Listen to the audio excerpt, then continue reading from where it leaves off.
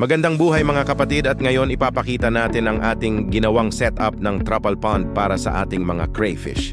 Nag-set up tayo dito ng isang 4x2 by 1 feet na 2-layer at dalawang 8 by 2.5 by 1 feet na 2-layer din na metal frame with filtration. Tara simulan natin muna sa pagbuo ng ating lalagyan ng mga truffle pond natin. Nagpagawa muna tayo ng mga alulod para sa ating ilalagay na bubong at para hindi pumunta yung tubig sa ating kapitbahay. At syempre, pinatapos na din natin ang paglalagyan ng bubong natin dito at ready na ikabit ang mga plastic roofing sheets para kahit umulan ay hindi papasukin ng tubig ulan ang ating truffle pond. At iwas na din sa matinding init para mas maging aktibo ang ating mga crayfish.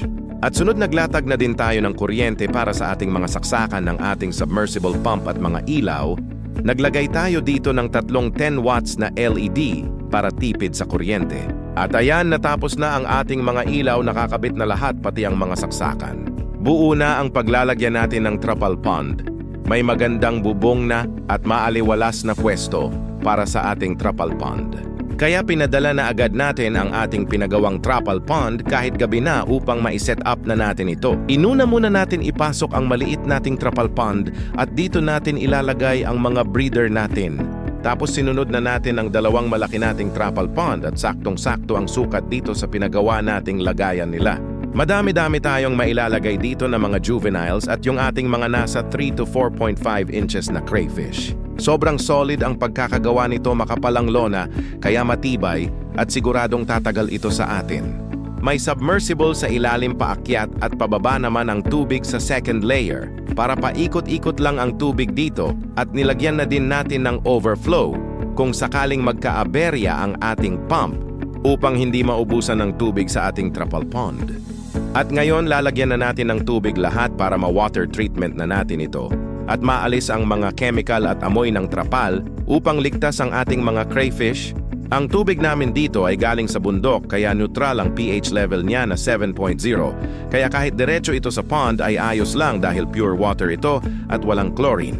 At kinabukasan ginawan natin ng takip ang ating truffle pond upang maging safe sila sa mga insekto lalo na sa gabi.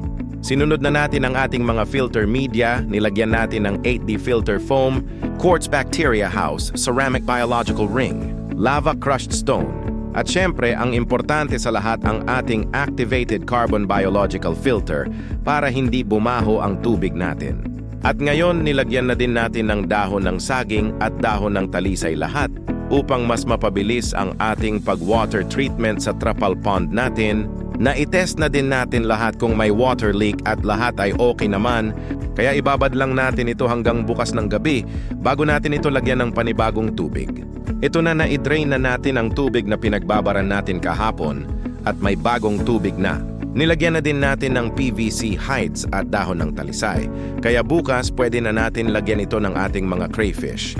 Ngayon umagang kay ganda, ready na tayo para i-acclimate ang ating mga alaga. Unahin natin ang ating mga breeders sa bago nilang magiging tahanan. Ibabad lang muna natin sila dito ng mga 30 mins upang hindi sila ma-water shock. Isunod natin ang ating 3 to 4.5 inches na malulusog. At syempre, nigyan natin ng guppy fish para sila ang kakain ng tirang pagkain at insekto kung magkaroon man. Ayan, masasaya na ang ating mga breeders sa kanilang bagong bahay, nahihiya pa magpakita sa camera, halatang masayang-masaya sila at naghahabulan agad ang ating mga breeders dito. At itong mga 3 to 4.5 inches naman natin ay mahimbing agad ang kanilang tulog at nagtago na agad sa kanilang heights. Yung iba naman ay namamasyal at paikot-ikot lang sa sobrang saya nila, ha. At syempre itong mga juveniles natin ay nailagay na din natin, ang sukat nila ay nasa 2 to 2.5 inches na din. Yung iba hiniwalay ko na sa ibaba dahil mas malalaki na sila. Hanggang dito na lang muna mga kapatid at nagpapasalamat ako unang-una sa ating Panginoong Diyos na gumagabay sa araw-araw at sa lahat ng pagpapala na binibigay niya sa akin. At nagpapasalamat din ako sa mga taong tumutulong upang makamit ko ang mga ganitong pangarap na pamumuhay at payapang buhay. Abangan ang iba pang mga gagawin namin na pond. Please follow, like, and share. Magandang buhay mga kapatid.